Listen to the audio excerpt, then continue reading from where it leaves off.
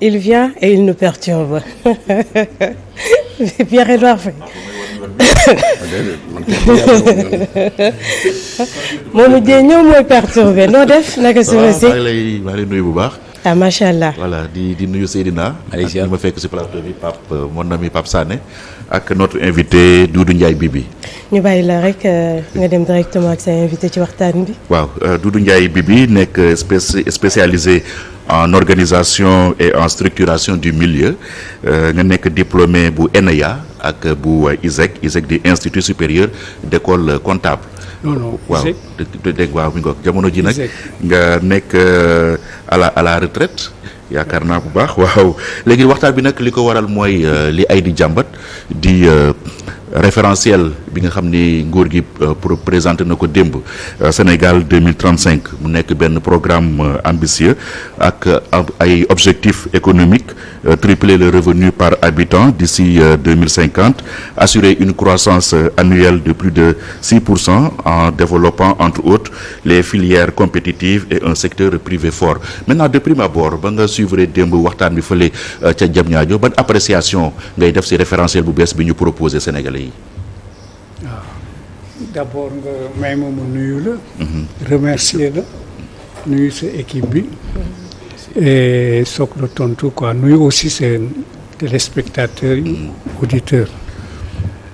et loolu li ma ko dégg dafa constituer un contexte boo xam ne dafa nekk un boulevard pour régler le douloureux problème du chômage des jeunes et pour le développement local au niveau des terroirs comme niñ ko waxee ak ni mu mun a am dans ce que l'on appelle l'économie sociale et solidaire loolu laa fa dégg contexte bi et puis le cadre institutionnel dafa jox des possibilités aux communes pour ñu def un développement local et teg coopérative parce que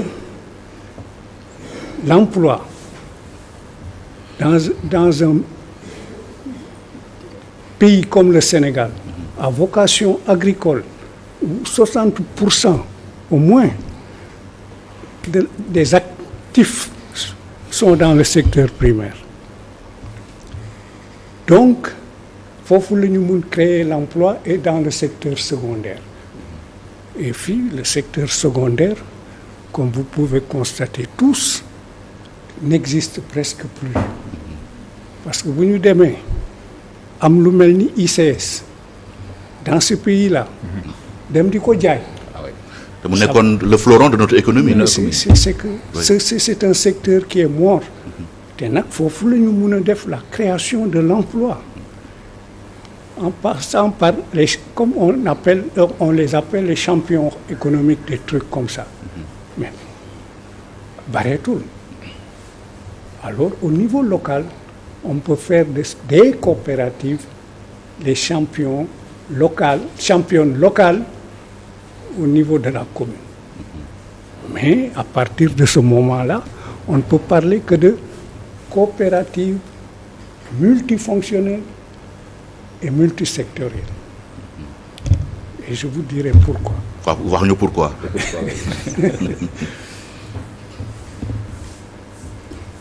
parce que la coopérative multifonctionnelle et multisectorielle day nekk benn coopérative au niveau de la commune et avec l'acte 3 de la décentralisation en son article 3 les coopératives peuvent contracter avec la commune dans le cadre des PPP partenariat public-privé en plusieurs activités en plusieurs fonctions remplacer valablement les champions économiques qui font défaut. Dans chaque commune, nous avons une organisation et on a fait un programme boo xam ne nous nous sommes inspirés de la circulaire 32 et d'une étude xam ne ay experts sénégalais ñoo ko def pour la CEA, la communauté économique africaine, qui est démembrement de naka la tuddati. l'Union africaine. Non, c'est des Nations Unies. Nations Unies, ok. Alors étude boobu les experts sénégalais dañu diviser le pays en 7 zones écogéographiques. Au nord, sud, zone sylvopastorale, au centre, etc. Et ils ont pris la zone spécifique de la petite côte de Mbour à cause de ses richesses halieutiques. Ñu def ko septième zone écogéographique. Et dans chaque zone, ils ont identifié des chaînes de valeur yoo xam ne am nañu potentiel de création d'emplois. Alors dans sur les chaînes ñu sélectionné fa des emplois et ils ont dit qu'on pouvait créer 900 000 emplois ici au Sénégal. Et 900 000 emplois pour les jeunes et pour les femmes. Alors, c'est possible. Su fekkee ne financement am na rek, c'est possible. Nous avons pris tous ces emplois-là et nous avons mis dans une banque de données, de sorte que dans chaque commune, on peut créer xam ne yan type d'emploi yu ñu fa mën a créer. Et on prend les jeunes waaw mais nag xam nga fi gaañ ñi dañu gaaw quoi ñoo raw sa booy melax quand les idées quand tu boo leen ko waxee dañ koy jël rek comme ça dem bugg ko kii yàq ko. Alors si on prend dans chaque commune on peut créer au moins 300 emplois en prenant les gosses. On les met dans des unités semi-industrielles de production, 10 par unité. Si on les finance, dans chaque commune, nous devons 300, et ça, on peut faire ça en moins d'une année, 12 mois. Si on a les moyens, financement, je vous dirai après, si on organise les gosses dans ces circuits-là, ñoom ñaanuñu xaalis dañ leen di lebal. Nous faisons les études jox leen la banque de données ñu tànn les emplois métiers yi ñu bëgg a def. On fait les études de faisabilité technique et financière ñun ñoo koy def encadrer leen et on met des procédures boo xam ne dañuy systématiser le recouvrement. Parce qu'il y aura le matériel dañ koy gagé, il y aura comment on l'appelle encore. Parce que aussi loolu mooy problème bi souvent mën nga financer nit ki mais après recouvrement bi mooy poser problème. dañ ko systématiser souvent day disparaître wala mu tëdd ci xaalis bi. dañ koy systématiser par des procédures yu ñuy def. Il y a la caution solidaire et puis ils sont 10. Donc chacun, si le crédit n'est pas remboursé à terme, dafay bloquer. Alors tous les 10 sont responsables du crédit. Et le matériel est, comment on l'appelle encore? Il y a un terme, dama koy fàtte la. Tu sais, kenn du ma jox suma âge mais. su ma leen ko waxoon da ngeen di tiit sax. C'est normal. su ma leen waxoon suma âge je vous dirai ça après kii naa la wax ñaata at la. C'est normal. Alors donc mais dañ ko systématiser. Ils vont rembourser quasiment à 100%. Et là, c'est la coopérative moo leen di encadrer. ñoom ils ne feront que produire justement aussi pour le remboursement.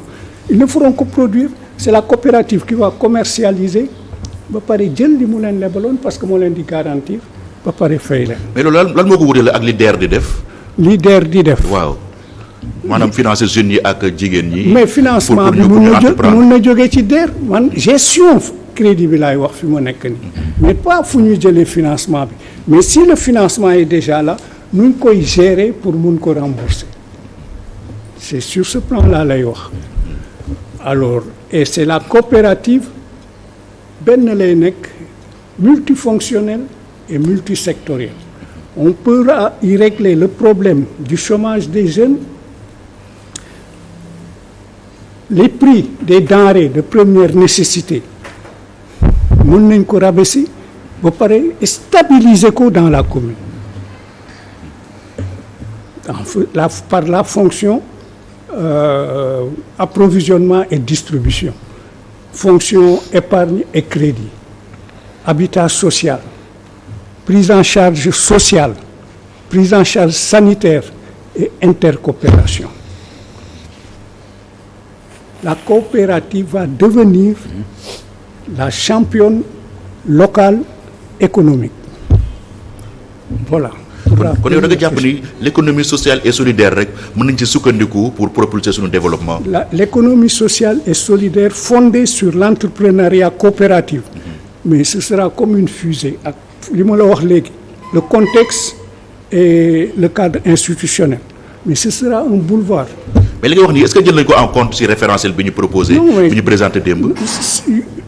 Le contexte tout y est parce qu'ils ont parlé de il y a deux programmes yu ñu ci wax Pro Dakar xaw ma je n'ai plus le truc mais deux programmes yoo xam ne ça va benn bi programme d'appui la benn bi programme d'institutionnaliser la d'institutionnalisation de l'économie sociale et solidaire ñaar yooyu ngi ci beneen bi mi ngi ci article 3 bu l'acte 3 sur la décentralisation. Donc vraiment ça va mais le problème est que moi j'ai entendu le ministre ak bi mu ko kii di interviewé je crois Alassane Samba Diop à ITV je crois. Alors il disait que ils ont fait tout ça consulté wuñu benn consultant. Lequel ministre? De l'agriculture. Mabouba Diagne. Voilà. Ils n'ont consulté aucun consultant. Et c'est ça qui m'a un peu fait tiquer parce que moi j'ai été témoin du mouvement coopératif du temps de Mamadou Dia en 62. Le mouvement coopératif avec la circulaire 32, Mamadou Dia voulait développer les communautés rurales. Mais loolu yëpp suñu kanam la ci dañ ko xeex. Oui, à l'époque la waa justement lan yan ñoo nekkoon obstacle yi à l'époque ba Mamadou Dia mujjewu ko réussir. Il y a eu d'abord pour ñu installer les coopératives, il y a eu d'abord une maladie congénitale.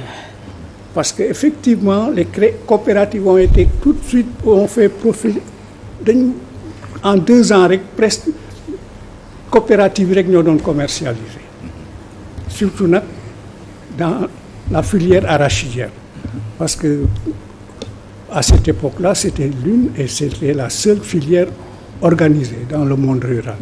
Les coopératives ont commercialisé, c'est ce qui a fait peur aux traitants.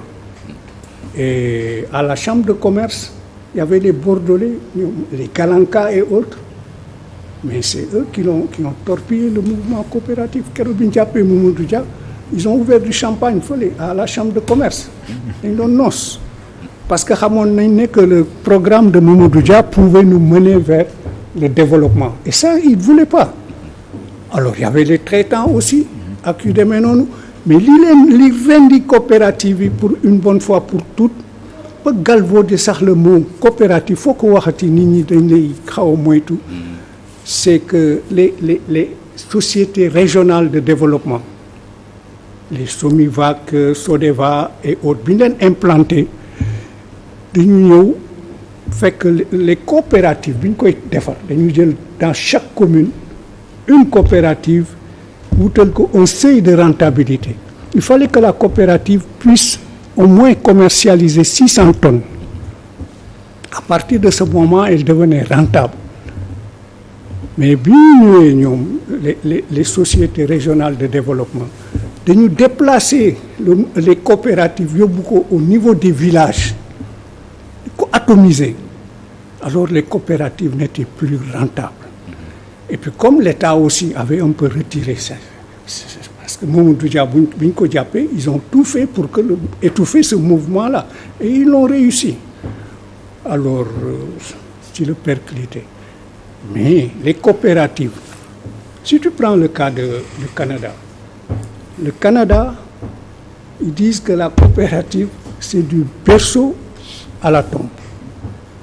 Tous les secteurs d'activité au Canada sont des coopératives. Il y a les banques Desjardins, le Crédit Populaire. Tu vas en Allemagne, c'est les banques Raiffeisen. Et les agents les mieux payés en Allemagne, c'est les directeurs de coopératives. En France, actuellement, l'une des banques, les plus grandes banques françaises, comment on l'appelle, le crédit agricole. Mais c'est pour les coopératives. Mais coopérative yi ni ko Mamadou Dia xalaatee woon au début des années 60 est-ce que tey mën nañ ko ñun defaat de la même manière wala y a des correctifs à apporter? Donc, on ne peut pas refaire ça de la même manière. Parce que d'abord bi Mamadou Dia def ne woon dañu teg coopérative yi, mais dans chaque communauté rurale on avait créé ce qu'on appelait des CR, centres d'expansion rurale polyvalents. Et dans chaque centre il y avait un agent de l'agriculture, un agent de l'élevage, eaux et forêts, animation rurale, coopération. C'était une cité bu ñu construire dans les communautés rurales. Ñu nekk cette équipe-là nekk fa ak un chef de CR. C'est eux qui coordonnaient et qui encadraient le développement de la commune. Loolu amatul mais fii actuellement tout ce que l'ONCAD faisait aussi ak ONCAD c'était un support, un mal nécessaire ça. C'était un support. l'ONCAD mu defoon ni coopérative tout ça n'existe pas. Mais fi mu nekk nii accès nañu fi mu nekk niveau de développement de technicité et d'innovation ba nga xam ne mën nañu permettre ñu créer des coopératives autonomes. Ça c'est une règle fondamentale. Mais en accord avec la commune mu nekk multifonctionnel comme je l'avais dit et multisectoriel. Mais mën nañu waaye dépasser sax fi ñu leen limite yi ñu leen bëgg a jox. La coopérative peut devenir au niveau du terroir de la commune la championne économique, organiser les paysans dans des structures, des entreprises familiales, organiser les femmes, formaliser les. Et il y a un ministère qui est dédié à cela maintenant. C'est le ministère de l'économie sociale et solidaire et de la microfinance là. On donne des agréments maintenant aux entreprises familiales. Mais une fois ñu organiser leen, le financement suit, un bon encadrement, mais c'est fini. ci ban délai lañ ko mën a def ba gis résultat yi? Moi je dis xooloo xam nga suñu karaw bi yëpp weex na léegi. maa ngi toog fii je crois que je suis à la télé. Je ne veux pas raconter des histoires. Dans 12 mois mun nañ ko def. En un an? Un an. Si on a le financement, si on a comment dire, la collaboration des DRDR, les directions régionales de développement rural au niveau régional et départemental, les agents de l'agriculture, les agents des eaux et forêts. 12 mois, on crée dans chaque coopérative, dans chaque commune une coopérative multifonctionnelle et multisectorielle.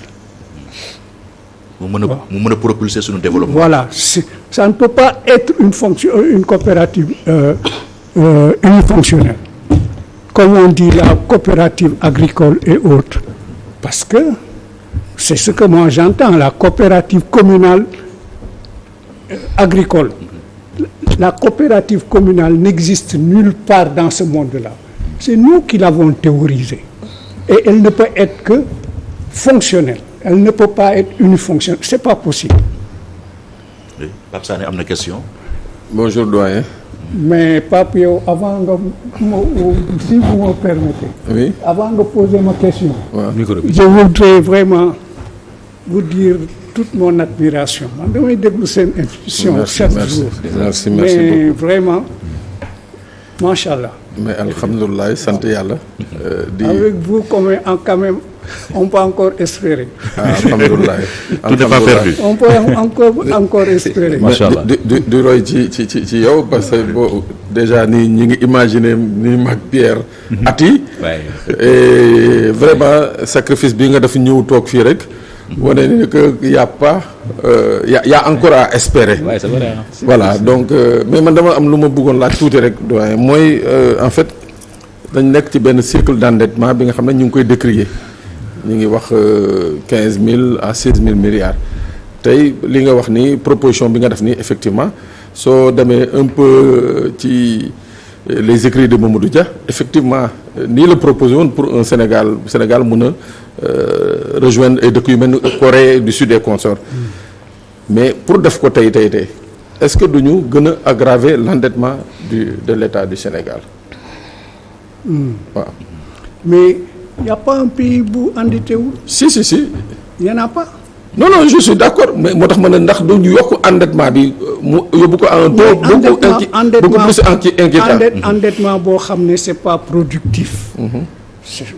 Mooy endettement bu baaxul. Mais su fekkee ne yow ki ngay lebal am na possibilité fay leb bi moom un crédit dafa am ay critères. Faut qu'il soit rationnel, fonctionnel et démocratique.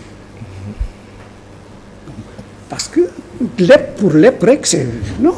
kuy lépp da ngay def une étude. Mais lii mooy suma besoin bu ma ko jotee nii laa koy investir lii mooy résultat bi lii laay fay dese lii mais bu fekkee da ngay lépp rek ñëw comme par exemple les comment. suñu mbokk yi nekk les expatriés la diaspora. Il y a une étude de la banque mondiale qui dit que bu ñu jëlee ci expatriés yooyu kenn muy verser $1000 pour son pays. dinañu mun am chaque année 3000 millions de dollars yoo xam ne mun na def le développement de l'Afrique. benn expatrié comment on les appelle encore. les Modou. les Modou. les émigrés yi. les immigrés yi waaw mooy Modou yi. $1000 sur 10 dinañu mun financer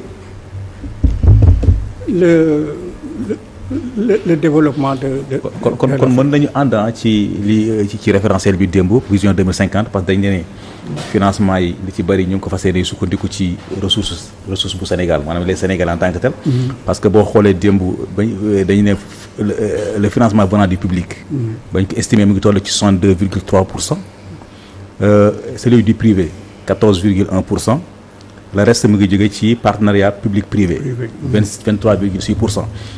te jusqu'à présent gisuma ci partenariat international. Voilà. Comme ça dit que ñoom dañuy fas yéene basé wu sur les ressources locales pour mën a développer est-ce que faisabilité bi mën na ne. ak local bi rek le financement local rek. Non mais les États-Unis ils ont financé leur économie à partir de l'épargne locale des pensions.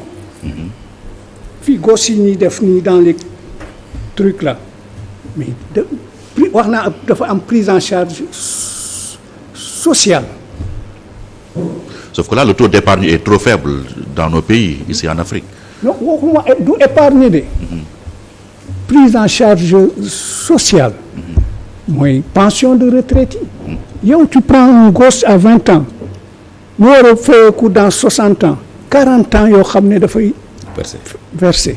Mais avec ça on peut financer le truc. Si les gosses là bu ñu commencé liggéey ils sont à 100 000 francs disons de salaire on leur prend 10 000 francs ou 5 000 francs pour leur pension te xam nga li ëpp ci Sénégalais yi mais amuñu pension duñu ko fayeeku c'est dans l'informel dëgg la ñooñu suñu leen organiser dañuy fay di pension mais quand même mën nañu financer seen besoin yi ñu am localement est-ce que estimé nga xaalis bi mën a financer pour proposition bi nga def ñuy sànq. léegi sànq oui si on donne par exemple je donne un exemple de projet fii ba Saint-Louis dans les Niayes l'engrais bi ñuy utiliser actuellement coûte 250 à 300 francs le kilo si on finance les gosses 10 gosses ñu financer leen ku nekk 5 millions ils font une unité de production d'engrais bio ça ne coûtera pas 100 francs le kilo sur toute la zone des Niayes dañ koy soxla et xoolal ni muy wàññee les coûts de production et c'est possible alors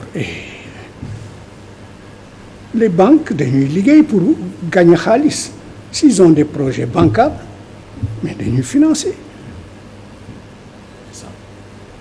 dañuy financer. oui mais banques yi souvent aussi elles rechignent à financer. waaw mais ça malgré les mécanismes de garantie. mais nag ñi ma gis de vraiment je crois que on peut leur faire confiance mun nañu ils pourront trouver de l'art comme le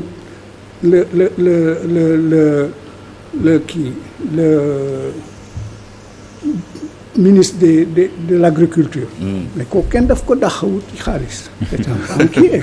Mabouba. waaw en tout cas il s'active beaucoup sur le terrain nag. xaw ma nag du point de vue des résultats. nous avons un partenaire stratégique c'est une dame.